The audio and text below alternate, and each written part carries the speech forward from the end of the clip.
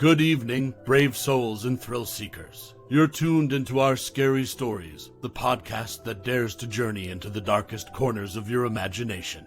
I'm your host, and tonight we have a tale that will make you question the very fabric of your reality. Forget what you know about the mundane world. Prepare to enter a realm where the walls between the fictional and the real crumble. Grab your nightlight and hold your loved ones close. You're going to need them. Now, let us delve into the chilling tale of the last channel. Rita sank into her well-worn couch, a sigh escaping her lips as she grabbed the remote control. Her small living room was awash in the soft glow of a single table lamp, casting flickering shadows on the beige walls. The scent of a half-burned lavender candle mingled with the comforting aroma of hot chocolate resting on the coffee table. She clicked through channel after channel, each flicker on the screen a brief window into a world that felt increasingly disconnected from her own. Sitcoms, news, infomercials, they all blurred together in a symphony of irrelevance. Her eyes were heavy with the weight of another monotonous day. Nothing intrigued her anymore, even her favorite shows felt like rehearsed noise, barely eliciting a reaction. It was as if the zest of life had been drained away, drop by drop, leaving her soul parched and yearning for something she couldn't quite name. On this particular night, a tempest raged outside. Thunder roared as if venting the collective frustrations of the heavens, and rain lashed against her window panes like frenzied fingers trying to get in. Rita felt a strange comfort in the turmoil outside. It was as if nature was taking on the emotional chaos she kept bottled up. A flash of lightning momentarily lit up the room, giving her surroundings an almost ethereal quality. Restless and a bit desperate for something new, she ventured beyond her usual channels, her thumb pressing the down arrow with robotic indifference. Suddenly, the screen turned to grainy static, filling the room with a harsh, buzzing sound. Then, as if unearthed from the depths of the television's hidden capabilities, the static gave way to Channel 0. The channel was peculiar, unlike anything she'd seen before. It showed abstract, almost dreamlike sequences, swirling vortexes of color, ghostly landscapes of barren trees shrouded in mist, and faces. Oh, the faces, blurred beyond recognition, their expressions fluctuating between sorrow and ecstasy. The imagery was eerie, disquieting, and strangely mesmerizing. A weird sensation washed over Rita as she watched. It felt as though the room had grown colder, the shadows deeper. The images on the screen seemed to ripple and quiver, as if threatening to leap into her living room. She shook off the unsettling thought, attributing it to the late hour. And yet, she couldn't tear her eyes away. Her phone buzzed, a message from her friend Karen, but she ignored it, setting the phone face down on the table. The world around her started to feel less significant, blurring into the background as her focus tightened on the enigmatic allure of Channel 0. In that moment, Rita felt a sense of purpose ignite within her, something that had been missing for a long time. She was captivated, hooked into the channel's peculiar frequency, even as a nagging voice in her head warned her that something about this channel was undeniably wrong. As the hours slipped away, Rita realized she had found something that finally shattered the numbing monotony of her life. A sensation of anxious excitement overcame her. She felt almost giddy thinking about the next broadcast. For the first time in a long while, she looked forward to the clock striking midnight, for the static and white noise to envelop her again, pulling her deeper into the enigma that was Channel 0. As she finally turned off the TV and headed to bed, her ears seemed to ring with an imagined echo of the channel's haunting visuals. She was tired, but it was a fatigue tinged with anticipation. Rita knew she had opened a door to something dark and extraordinary, yet she couldn't help but wonder what would she find on the other side. Sleep, when it came, was restless. Her dreams were invaded by swirling colors and distorted faces, a carnival of the bizarre. But in the obscure corners of her mind, where logic gave way to instinct, she felt an insidious whisper, "You've tuned in, and now you cannot tune out." When she woke, it was with a feeling of disquiet, a sense of foreboding that she couldn't shake off. Yet as the daylight streamed through the windows, Rita pushed aside her unease. After all, it was just a TV channel, a fleeting diversion. But as she went about her day, her thoughts kept drifting back to Channel 0. And the more she thought about it, the more she felt a pull, a magnetic force dragging her towards the moment when time would stand still. The world would fade away, and Channel 0 would come back to life. The sun dipped below the horizon, twilight giving way to the deep, impenetrable black of another stormy night. Rita felt a shiver run down her spine. She couldn't explain it, but she knew that her life was about to change, irrevocably and profoundly, in ways too terrifying to imagine. And in that unsettling realization, Rita felt something she hadn't felt in a very long time. She felt truly alive. Yet as the clock inched closer to midnight, she couldn't shake off the growing dread that whatever awaited her on Channel Zero was far worse than the monotonous life she so desperately wanted to escape. Would she dare to tune in again? The gnawing curiosity, now fueled by an almost obsessive need, left her with little choice. Her hand trembled as she picked up the remote, her finger hovering over the button. Outside, a clap of thunder roared, as if signaling the irreversible step she was about to take. With a feeling of grim determination, she pressed the button. The screen erupted into static and white noise, a harbinger of the unknown. And so, as the witching hour approached, Rita steeled herself to delve deeper into the enigma, into the mysterious and haunting realm of Channel Zero. Rita stood before her kitchen sink, the sun casting morning light through the window in warm, golden rays. Her eyes landed on the coffee mug she was washing. It was her favorite, with the witty inscription, "Decaf is for the weak." But something was amiss. She always kept it in the cabinet to the left of the stove, yet this morning she'd found it in the dishwasher. Sure, it was a minor detail, but it disrupted the rhythmic choreography of her mornings. She put the mug back in its designated spot, brushing off the anomaly as forgetfulness, or perhaps a sleepy blunder. But as she went about her day, picking up groceries, answering emails, tending to her houseplants, a series of oddities began to form an unsettling pattern. At the grocery store, she reached for a carton of eggs, only to feel her hand brush against emptiness. She blinked, disoriented for a moment, before noticing the carton sitting 2 slots over from where it should be. She could have sworn it was in its usual spot when she first reached for it. Back home, she found her phone buzzing with a notification on her kitchen counter, even though she distinctly remembered leaving it on the living room couch. Annoyed, she picked it up. It was a text from Karen, her best friend. "Hey, you've been kinda Mia. Wanna catch up over coffee tomorrow?" Rita was in her bedroom when dusk fell, the room turning shades of amber and pink as the sun set. As she folded laundry, a murmur reached her ears, a barely audible whisper coming from the living room.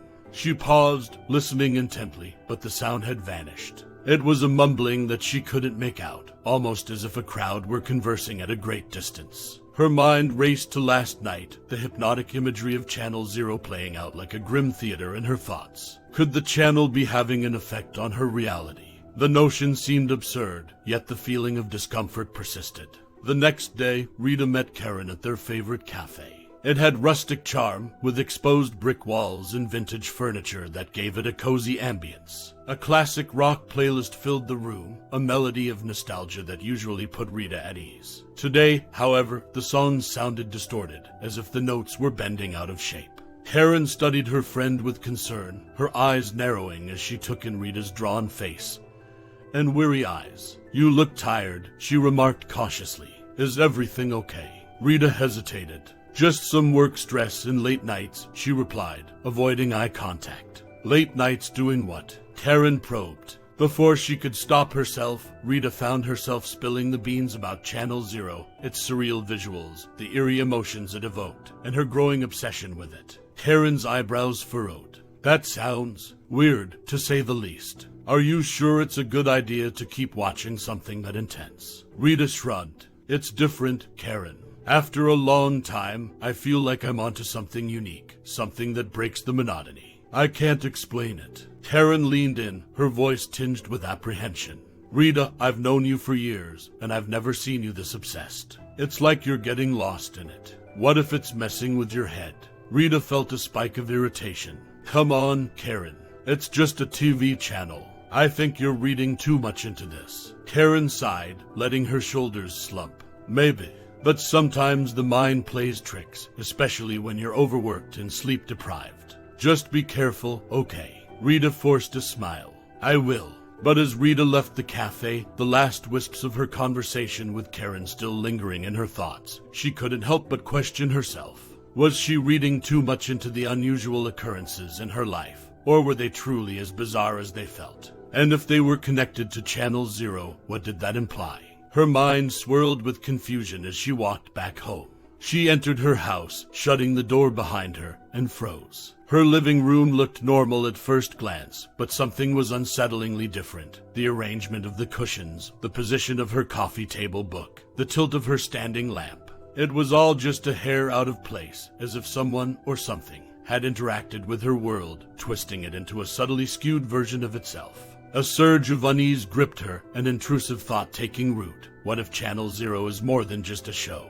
What if it's a doorway? Her rational mind fought against the thought, but deep down, a seed of terror had been planted. And as the room darkened, shadows creeping in like ominous specters, Rita understood that the line between the channel and her reality was beginning to blur, and that crossing it could be perilous in ways she had not yet begun to comprehend. It was past midnight when Rita settled into her worn, green armchair, the anticipation gnawing at her as she clicked through the channels with her remote. When she reached Channel Zero, her eyes widened in disbelief. The screen displayed an eerily distorted panorama of her own neighborhood. The same old oak trees, yet elongated like tentacles. The houses melting and morphing as if made of wax. The moon, a permanent fixture in her night sky, seemed darker, almost crimson, casting an otherworldly glow on the landscape. It was as if the TV had opened a window to a parallel universe, where the mundane scenery of her everyday life was tainted with an unsettling strangeness. Rita felt her heart pound, a growing conviction that Channel Zero was tampering not just with her mind, but with reality itself. Sleep eluded Rita that night, a restless yearning urging her to venture outside. When dawn finally broke, Rita slipped on her sneakers, threw on a jacket, and stepped out of her front door. The neighborhood looked the same, lawns well-maintained, cars parked in driveways, kids' bicycles strewn about, but it felt changed, tainted by the macabre filter of Channel Zero. The oak trees seemed menacing, their branches like gnarled hands reaching out. Houses, once cozy and welcoming, now appeared to leer at her with darkened windows for eyes. Determined to shake off her discomfort, Rita embarked on her usual walking route. But even the air felt thick, as if resisting her strides. And then it happened. She saw a neighbor's cat, a typically friendly tabby, locked in an unusual, predatory stare. The feline lunged at a bird and caught it midair, an act Rita had never witnessed from this particular, generally docile, pet. It was exactly the sort of violence she'd seen in the animal kingdom as depicted on Channel Zero, but it was unfolding in her own front yard. Fighting the creeping dread that weighed on her, Rita quickened her pace, eager to return to the safety of her home. Her mind was spinning with questions, dark implications forming, when her phone buzzed in her pocket. It was a text from Karen, coming over in 10. "You around?" When Karen arrived, Rita ushered her into the living room, then hesitated. "I need to show you something," she said, "something that's hard to explain." With a click of a remote, Channel Zero lit up the screen. Rita held her breath, waiting for Karen's reaction to the unearthly scenery. But as the seconds ticked by, Karen's face registered nothing but confusion. "I don't get it," Karen finally said. "It's just static and white noise." Disappointment washed over Rita. Could it be that Channel Zero was an experience solely tethered to her perception? That thought isolated her even more. "Listen, Karen," Rita began cautiously, "I've been seeing things on this channel. Things that are starting to happen in real life, my real life, but they're twisted, darker somehow." Karen's eyes widened with concern. "Rita, that sounds scary, to be honest. Maybe you should talk to someone, a professional, perhaps." Rita shook her head, frustrated and afraid. "No, you don't understand. This isn't in my head, it's real." Karen sighed, her worry evident. "If it's real, then you have to be even more careful. Sometimes, delving too deep into the unknown can bring about consequences we're not prepared for." Feeling her isolation grow, Rita nodded, offering a weak smile. "I know, I get it." But as Karen left, Rita felt that the divide between her reality and the sinister world of Channel Zero was shrinking. Her life, her neighborhood, her sense of normalcy, they were all slipping away into a dark abyss, being replaced by something malevolent and unrecognizable. And what terrified her most was that she was still irresistibly, dreadfully curious to explore what lay beyond the next flicker of static on her TV screen. The clock on the wall struck midnight, its chimes resonating through the quiet air, seemingly in tune with Rita's racing heartbeat. She aimed the remote at the TV, her finger trembling over the button that would bring her to Channel Zero. With a hesitant press, the screen came alive with its usual burst of static before settling into a coherent image. At first, Rita couldn't process what she was seeing. It was her living room, identical down to the smallest detail. The worn green armchair she sat in, the bookshelf lined with faded novels, even the slightly chipped coffee table. Her eyes darted from the screen to her surroundings and back again, her mind grappling with the uncanny mirror image before her. Just when she thought she had reached the peak of her disbelief, a new horror materialized on the TV screen. A figure, dark and misshapen, stepped into the televised version of her living room.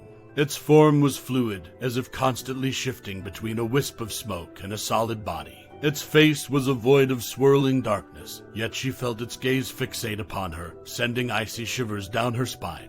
Almost reflexively, she locked eyes with her own reflection in the TV screen, half expecting to see an expression of shared terror. But the Rita on the screen was different, her eyes lifeless, her face twisted into a grimace of despair. As Rita watched, paralyzed by a fear she had never known, the monstrous figure on the TV screen began to turn towards her. No, not just towards her. The figure was turning towards the actual TV screen within its world. With a slow, deliberate motion, it placed what seemed to be its hand onto the glass of the screen. And then, breaking all laws of nature and reality, the figure started to emerge out of Rita's own TV screen. Its dark form oozed into her living room like spilled ink, taking on a more corporeal shape with each passing second. In that moment, instinct overcame paralysis. Rita lunged from her chair, darting towards her bedroom. She slammed the door shut behind her and locked it, panting, her back pressed against the door as if her weight could serve as an additional barricade. She stood there, eyes wide, listening. For a moment, there was only the sound of her own ragged breaths and pounding heart. Then she heard it, a subtle, unsettling noise that sounded like the hissing of static, mixed with a low growl that seemed to reverberate through the walls, floor, and even into her very bones. Trapped in her bedroom, Rita felt the walls closing in on her. Her sanctuary had become her prison, and the line between the televised world and her reality had been irrevocably shattered. Yet even in her terror, a dark curiosity loomed in the back of her mind, whispering dreadful questions she was too afraid to ask herself. What did this creature want? Was it a manifestation of her own fears, or something far more malevolent? And above all, if her life was now intertwined with the horrors of Channel Zero, what unspeakable events awaited her next? The static hiss intensified, a creeping sound that seemed to slither under the bedroom door, filling the room with an auditory mist of dread. It was a siren call, drawing Rita back to the living room. Her fingers tingled, her heart pounded in her ears, but some masochistic curiosity rooted in her deepest fears propelled her forward. She unlocked the bedroom door, took a deep breath to fortify herself, and opened it. The monstrosity was there, waiting. It hovered near the TV screen, its form less fluid now, more defined, as though her recognition had given it substance. It looked up, and though it had no eyes, Rita felt it see her. She was glued to the spot, entranced by the horror of what she'd allowed into her reality. Rita, it rasped, its voice an amalgamation of whispers, as though speaking through a mouthful of gravel and wind. You brought me forth, a manifestation of your fears, your suppressed desires, your untapped anger. What do you want? Her voice quivered, barely above a whisper. To exist, it replied. To replace. The Channel Zero, it's a passage, a gateway.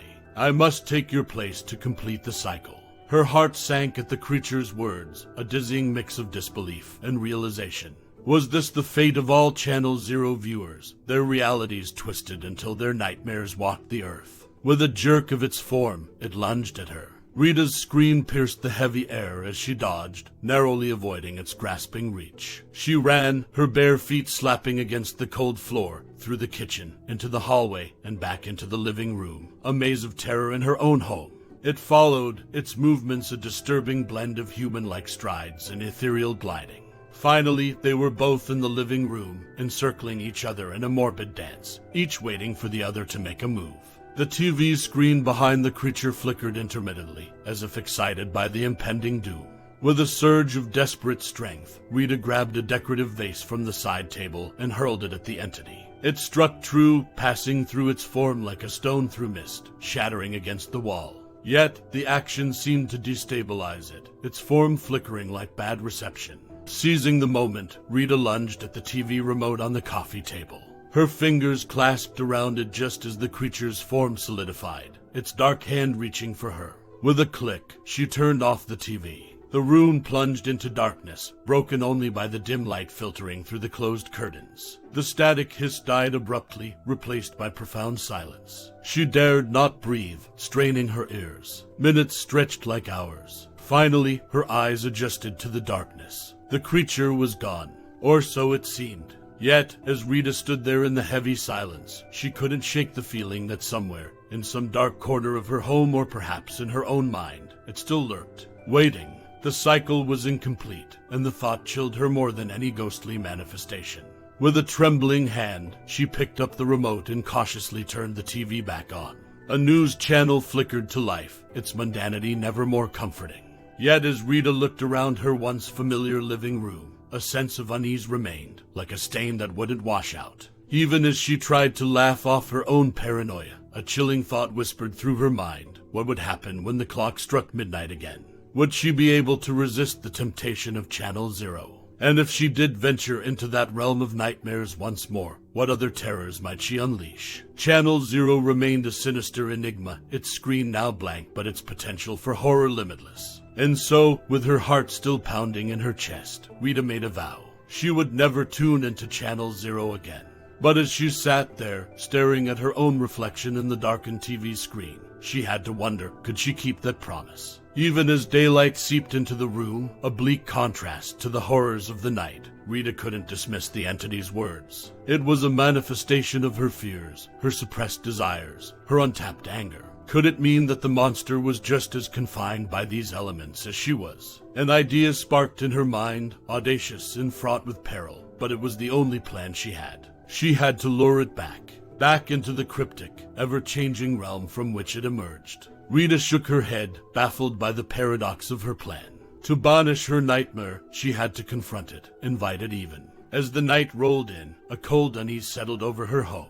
Midnight loomed, and the air grew heavy with the weight of unseen horrors. Every tick of the clock boomed like a drum in her ears, each second pulling her closer to the witching hour. Finally, the clock hands united at 12, and with a trembling hand, she picked up the remote. Channel Zero flickered to life. The monstrosity materialized almost instantly, as though it had been waiting for her just beyond the veil of the screen.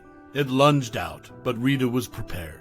With a calculated risk, she stepped aside at the last moment, positioning herself so that the entity was between her and the television. So eager to enter my world, aren't you? Rita quipped, a newfound courage steadying her voice. With a swift motion, she aimed the remote and changed the channel. A force unseen but overwhelmingly felt engulfed the room. The creature let out a distorted howl as it was pulled back, twisting and contorting, before vanishing into the screen.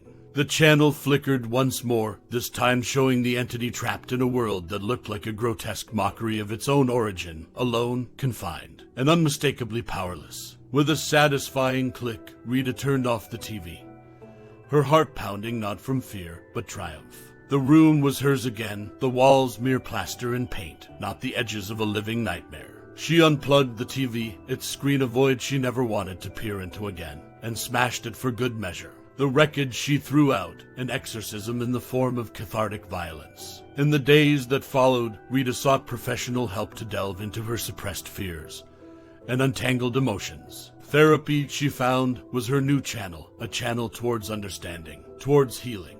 In another part of the city, in another lonely living room, the clock struck midnight. A lone viewer, frustrated by the void of late-night television, stumbled upon a peculiar channel, Channel Zero. And there it was, the entity, standing in a world that seemed twisted and distorted, yet oddly captivating. For a moment, their eyes met, although it had none. Then, a twisted semblance of a smile contorted its formless face. The screen flickered to static, but the dread remained, palpable and lingering, an unsettling promise that the story was far from over. Ah, dear listeners, we've reached the end of tonight's gut-wrenching tale. What horrors lurk within the mundane? What terrors might emerge from the spaces between channel up and channel down? Remember to unplug once in a while, for some channels were never meant to be tuned into. Keep your remotes close, but your imagination closer. Thank you for taking this harrowing journey with us, and remember, the darkness you fear may just be your own reflection. Until next week, this has been our Scary Stories. Sleep tight if you can. This is our Scary Stories signing off for tonight.